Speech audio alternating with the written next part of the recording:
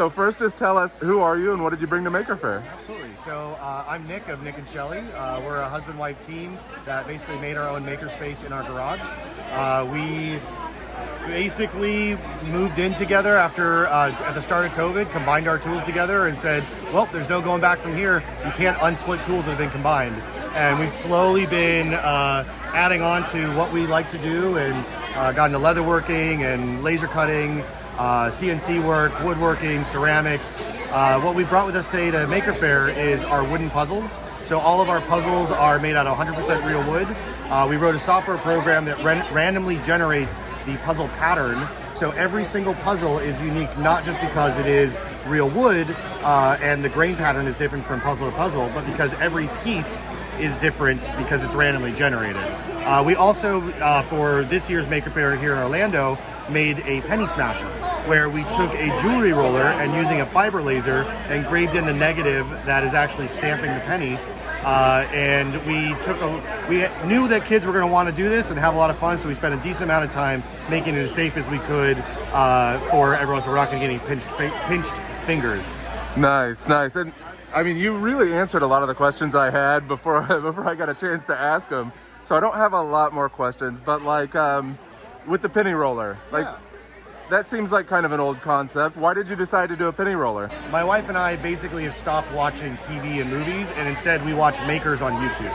And that's how we spend our dinners, that's how we do date nights, it's how we relax on the couch with our animals. And we found a maker called Hamilton Dilbeck that was experimenting with this concept of using a fiber laser to engrave onto a jewelry mill. And we looked at that and went, that's amazing. And we had just gotten accepted into Maker Faire 2023 here in Orlando and decided at that moment we were going to try to make one for Maker Faire.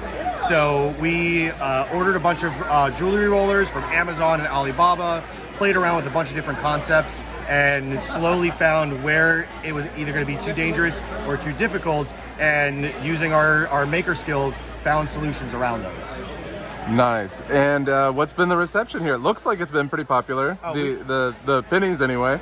The penny smasher has been super popular. Lots of kids have been seeing it and going, oh my gosh, I really want to make those, which has surprised us a little bit because we thought the adults are going to be the ones that really wanted to use it, because we all know what a penny smasher is from museums and zoos and aquariums and things like that. But the kids have been absolutely loving it. We almost wish we brought a third person just to completely man the penny machine.